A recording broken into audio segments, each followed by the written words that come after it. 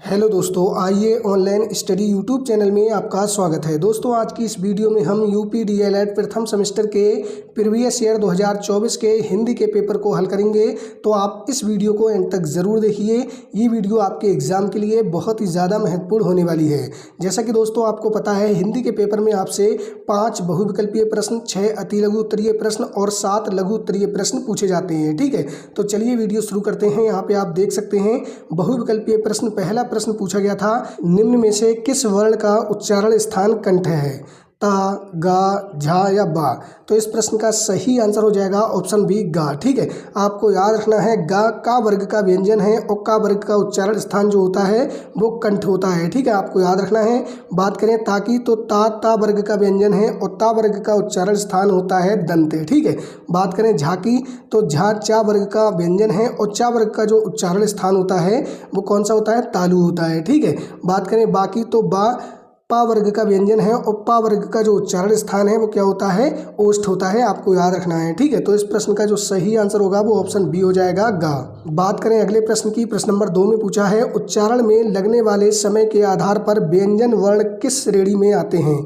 एक मात्रिक, द्विमात्रिक, त्रिमात्रिक या अर्धमात्रिक? तो यहाँ पे क्या पूछा गया है? व्यंजन वर्ण किस श्रेणी में आते हैं? तो दोस्तों व्यंजन वर्ण आते हैं अर्धमात्रिक श्रेणी में। ठीक है, ऑप्शन डी आपका बिल्कुल सही आंसर होगा।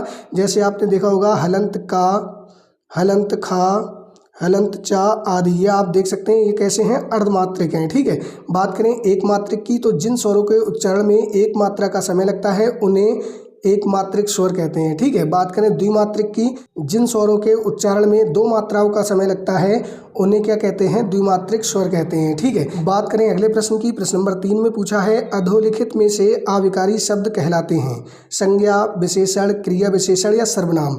तो आपको बताना है अविकारी शब्द कौन से कहलाते हैं। ठीक है, तो सबसे पहले बात करें अविकारी शब्द की, तो अविकारी शब्द वे होते हैं जिनका रूप, लिंग, वचन, पुरुष या कारक के कारण नहीं बदलता है। ठीक है, तो यहाँ पे आप देख सकते हैं संज्ञा बदल जाता है, तो ये कैसे है? विकारी शब्द है। ठीक है, विशेषण भी विकारी शब्द है, सर्वनाम भी विकारी शब्द है, जबकि क्रिया विशेषण आपके अविकारी शब्द हैं। ठीक है, तो ऑप्शन सी आपका बिल्कुल सही आंसर होगा, क्रिया विशेषण। बात करें अगले प्रश्न की। प्रश्न नंबर 4 में पूछा गया है, निम्न में से किस शब्द की वर्तनी शुद्ध है?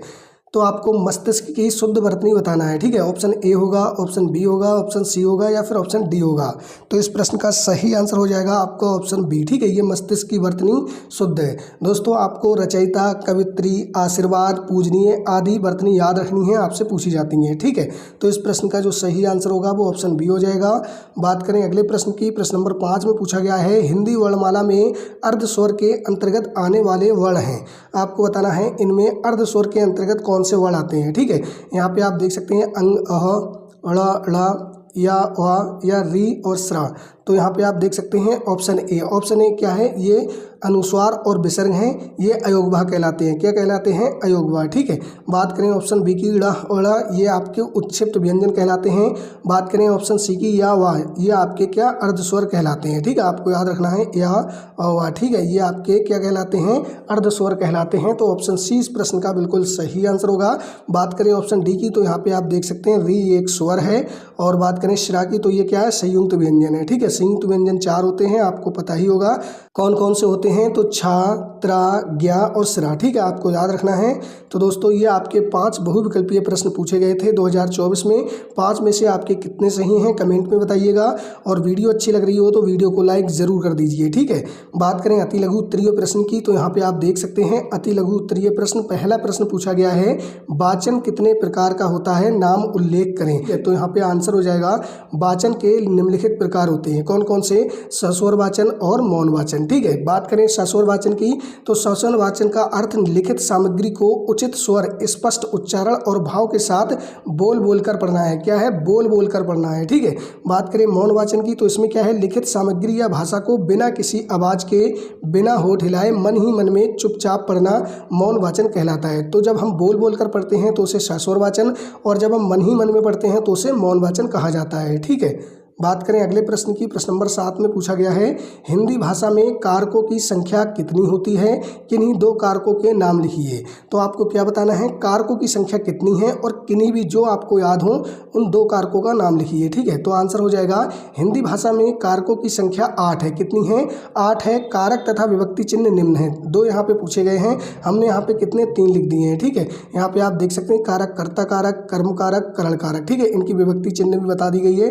कर्ता की विभक्ति चिन्ह ने हो जाएगी, कर्म की को हो जाएगी और करण की हो जाएगी से और के द्वारा। ठीक है, बात करें अगले प्रश्न की, प्रश्न नंबर 8 में पूछा है संयुक्त व्यंजन कहते हैं। आपको बताना है संयुक्त व्यंजन किन्हें कहते हैं। तो आंसर हो जाएगा दो या दो से अधिक व्यंजनों के मेल से बने वर्ण संयुक्त व्यंजन कहलाते हैं। हिंदी वर्णमाला में मुख्य रूप से 4 संयुक्त व्यंजन होते हैं। ठीक है, कौन कौन से होते हैं, तो यहाँ पे आप देख सकते हैं संयुक्त व्यंजन 4 हैं, छ, त्रा, ज्ञा, शिरा। कैसे बनते हैं ये भी आपसे पूछा जाता है। तो यहाँ पे आप देख सकते हैं छ कैसे बनता है, हलंत का प्लस सा से। त्रा कैसे बनता है, हलंत ता प्लस रा से। ज्ञा कैसे बनता है, हलंत जा प्लस या से। और सरा कैसे बनता है, हलंत सा प्लस रा से। ठीक है, आपको याद रखना है दोस्तों। यदि अभी तक आपने वीडियो को लाइक नहीं किया है तो वीडियो को लाइक जरूर कर दीजिए। ठीक है, बात करें अगले प्रश्न की, प्रश्न नंबर 9 में पूछा है मौखिक अभिव्यक्ति का क्या महत्व है। आपको बताना है मौखिक अभिव्यक्ति का क्या महत्व है। तो आंसर हो जाएगा मौखिक अभिव्यक्ति से तात्पर्य मन के विचारों को स्वतंत्र रूप से बोलकर अभिव्यक्त करने से है। क्या है, मौखिक अभिव्यक्ति से तात्पर्य है मन के विचारों को स्वतंत्र रूप से बोलकर अभिव्यक्त करने से। ठीक है, व्यक्तित्व विकास के लिए सरल, स्पष्ट और प्रभावशाली मौखिक अभिव्यक्ति का होना आवश्यक है। ठीक है, बात करें अगले प्रश्न की, प्रश्न नंबर 10 में पूछा है लिपि और ध्वनि का आपस में क्या संबंध होता है। आपको बताना है लिपि और ध्वनि का आपस में संबंध। ठीक है, आंसर है भाषा की सबसे छोटी इकाई जो मौखिक रूप से उच्चारित होती है वो ध्वनि कहलाती है। ठीक है, अब यहाँ पे आप देख सकते हैं, यहाँ पे क्या बताया गया, भाषा की सबसे छोटी मौखिक इकाई को क्या कहते हैं, ध्वनि। ठीक है, अगर आपसे पूछा जाए वर्ण किसे कहते हैं तो भाषा की सबसे छोटी लिखित इकाई को वर्ण कहते हैं। ठीक है, जबकि भाषा के लिखित रूप में व्यक्त करने के लिए जिन ध्वनि चिन्हों का प्रयोग किया जाता है उन्हें लिपि कहते हैं। ठीक है, लिपि किसे कहते हैं, भाषा के लिखित रूप में व्यक्त करने के लिए जिन ध्वनि चिन्हों का प्रयोग किया जाता है उन्हें लिपि कहते हैं। जैसे अगर आपसे पूछा जाए हिंदी की कौन सी लिपि है तो हिंदी की लिपि है देवनागरी। ठीक है, बात करें अगले प्रश्न की, प्रश्न नंबर 11 में पूछा है निम्न समुच्चारित शब्द युग्मों का सही अर्थ लिखिए। यहाँ पे आपको क्या दो जोड़े दिए गए हैं समुच्चारित शब्द के। ठीक है, इनके अर्थ बताना है। पहला है अनल, दूसरा है अनिल, तीसरा है सकल, चौथा है सकल। ठीक है, तो यहाँ पे अनिल का अर्थ हो जाएगा आग या अग्नि। ठीक है, अनिल का हो जाएगा हवा या वायु। यहाँ पे आप देख सकते हैं सकल का अर्थ हो जाएगा सारा या संपूर्ण, और सकल इसका अर्थ हो जाएगा अंश, चेहरा या टुकड़ा। ठीक है, तो दोस्तों ये आपसे 6 अति लघु उत्तरीय प्रश्न पूछे गए थे। बात करें लघु उत्तरीय प्रश्न की तो यहाँ पे आप देख सकते हैं लघु उत्तरीय प्रश्न। पहला प्रश्न है यहाँ पे वन और पर्वत शब्द के 5-5 पर्यायवाची शब्द लिखो। तो यहाँ पे आप देख सकते हैं वन और पर्वत शब्द के 5-5 पर्यायवाची शब्द पूछे गए थे। तो आपको जो याद है आप वो लिख सकते हैं। ठीक है, ऐसा नहीं है कि यहाँ पे हमने जो लिखे हैं वही आप लिखें, जो आपको याद हो वन के या पर्वत के वो आप लिख सकते हैं। तो वन के यहाँ पे आप देख सकते हैं वन के 5 पर्यायवाची शब्द हो जाएंगे अरण्य, विपिन, कानन, जंगल और कांतार। ठीक है, पर्वत के 5 पर्यायवाची शब्द हो जाएंगे पहाड़, शैल, गिरि, भूधर और अचल। ठीक है, ये 5-5 पर्यायवाची शब्द हैं। बात करें अगले प्रश्न की, प्रश्न नंबर 13 में पूछा है प्रारंभिक स्तर पर लेखन सिखाने की विधियां बताइए। तो आंसर हो जाएगा प्रारंभिक स्तर पर लेखन सिखाने का उद्देश्य बच्चों में सही अक्षर निर्माण, शब्द लेखन तथा लिखने की आदत विकसित करना होता है। इसके लिए निम्नलिखित विधियां अपनाई जाती हैं। पहली देख सकते हैं रेखांकन विधि। बच्चों से पहले सीधी, तिरछी, गोल तथा वक्र रेखाएं बनवाकर हाथ का नियंत्रण विकसित किया जाता है। क्या किया जाता है तो बच्चे सबसे पहले क्या करते हैं, वो लाइन खींचते हैं, टेढ़ी मेढ़ी तिरछी जैसी उन्हें खींच मिलती है। ठीक है, उसके बाद है अनुसरण विधि। बिंदीदार या हल्के अक्षरों पर पेंसिल चलवाकर अक्षर लिखने का अभ्यास कराया जाता है। ठीक है, फिर इसके बाद यहाँ पे आप देख सकते हैं अनुकरण विधि। शिक्षक द्वारा लिखे गए अक्षरों, शब्दों या वाक्यों को देखकर विद्यार्थी वैसा ही लिखते हैं। ठीक है, इसके बाद है श्रुत लेख विधि। शिक्षक शब्द या वाक्य बोलता है और विद्यार्थी उन्हें सुनकर लिखते हैं। इससे श्रवण एवं लेखन दोनों कौशल विकसित होते हैं। जैसे क्लास में इमला बोला जाता है। ठीक है, आपने देखा होगा। अगला है चित्र आधारित लेखन विधि। चित्र दिखाकर उसके नाम या उससे संबंधित छोटे छोटे वाक्य लिखवाए जाते हैं। ठीक है, तो प्रारंभिक स्तर पर इन विधियों से बच्चों को लेखन सिखाया जाता है। ठीक है, बात करें अगले प्रश्न की, प्रश्न नंबर 14 में पूछा है वाक्य के आवश्यक गुण कौन कौन से हैं। आपको बताना है वाक्य के आवश्यक गुण कौन कौन से होते हैं। तो यहाँ पे आपका आंसर हो जाएगा वाक्य के आवश्यक गुण निम्न है। पहला है सार्थकता। वाक्य के सभी शब्द सार्थक होने चाहिए, यानी कि निरर्थक नहीं होने चाहिए। चाहिए जिससे जो उसका अर्थ है वो हमें पता ही ना चले, ठीक है। यानी हर शब्द का अर्थ होना चाहिए। दूसरा है योग्यता, वाक्य के शब्दों में सार्थकता के साथ साथ प्रसंग के मुताबिक अर्थ देने की क्षमता होनी चाहिए, यानी कि प्रसंग के मुताबिक अर्थ देने की क्षमता भी वाक्य में होना चाहिए, यानी कि जो शब्द प्रयोग किए जा रहे हैं वाक्य में उनमें, ठीक है। तीसरा है आकांक्षा, वाक्य में किसी शब्द की कमी ना हो जिसके बिना वाक्य का अर्थ पूरा ना हो, यानी कि वाक्य अधूरा ना हो, पूरा होना चाहिए, ठीक है। इसके बाद है पदक्रम, वाक्य में सभी शब्दों का क्रम सही होना चाहिए, यानी कि वाक्य में कौन सा शब्द पहले आए तो उसे पहले लिखना चाहिए, बाद वाला बाद में, ठीक है, उल्टे सीधे नहीं होना चाहिए। पांचवा है अन्वय, वाक्य में कर्ता क्रिया और कर्म का आपस में तालमेल होना चाहिए। और छठा है निकटता, वाक्य में पदों की एक दूसरों से निकटता होनी चाहिए, ठीक है। तो ये गुण आपके वाक्य में होना चाहिए, ठीक है, ये वाक्य के आवश्यक गुण हैं। बात करें अगले प्रश्न की, प्रश्न नंबर 15 में पूछा है वर्णों का उच्चारण करते समय हमें कौन कौन सी सावधानियां रखनी चाहिए, यानी कि हमें बताना है कि वर्णों का उच्चारण करते समय कौन कौन सी सावधानियां बरतनी चाहिए। तो आंसर हो जाएगा वर्णों का उच्चारण करते समय रखी जाने वाली सावधानियां निम्नलिखित हैं। पहला है स्पष्ट उच्चारण करें, प्रत्येक वर्ण को साफ और स्पष्ट बोलें, ठीक है। दूसरा है उच्चारण स्थान का ध्यान रखें, कंठ, तालु, मूर्धा, दंत और ओष्ठ आदि के अनुसार वर्णों का सही उच्चारण करें, यानी कि जैसे क वर्ग का उच्चारण स्थान कंठ होता है तो उसे कंठ से ही बोलें, ठीक है। और जैसे च वर्ग का जो उच्चारण स्थान होता है वो तालु होता है तो वो तालु से ही बोले जाएं, ठीक है। तीसरा है मात्राओं का सही प्रयोग करें, ह्रस्व अ ई उ और दीर्घ अ ई उ स्वरों का सही उच्चारण करें, यानी कि जो ह्रस्व है उन्हें ह्रस्व की तरह और जो दीर्घ है उन्हें दीर्घ की तरह बोलें, ठीक है। चौथा है वर्णों का उच्चारण करते समय अल्प प्राण तथा महाप्राण के आधार पर कितना श्वास बल लगाना है इसका ध्यान रखना चाहिए। पांचवा है वर्णों का उच्चारण करते समय वर्णों का स्थान मुख के किस स्थान से होना है, उच्चारण वहीं से हो, इसका ध्यान रखना चाहिए, ठीक है। छठा है नियमित अभ्यास करें, शुद्ध उच्चारण के लिए प्रतिदिन पढ़ने और बोलने का अभ्यास करें, ठीक है। यानी कि दोस्तों नियमित अभ्यास करें, अभ्यास सबसे अधिक लाभकारी होता है किसी भी चीज़ को सीखने के लिए, ठीक है। तो शुद्ध उच्चारण के लिए क्या करें, नियमित अभ्यास करें। बात करें अगले प्रश्न की, प्रश्न नंबर 16 में पूछा गया है भाषा में श्रवण कौशल का क्या महत्व है, सो उदाहरण समझाएं। श्रवण कौशल यानी कि सुनने के कौशल, ठीक है, उसका क्या महत्व है। तो आंसर हो जाएगा श्रवण कौशल भाषा सीखने का पहला और सबसे महत्वपूर्ण कौशल है। जो आपने देखा होगा जो भाषाई कौशल होते हैं वो 4 होते हैं, कौन कौन से होते हैं, सुनना, बोलना, पढ़ना और लिखना। तो सबसे पहले कौन सा आता है, सबसे पहले आता है सुनना, ठीक है। तो यहाँ पे वही बताया गया है श्रवण कौशल भाषा सीखने का पहला और सबसे महत्वपूर्ण कौशल है।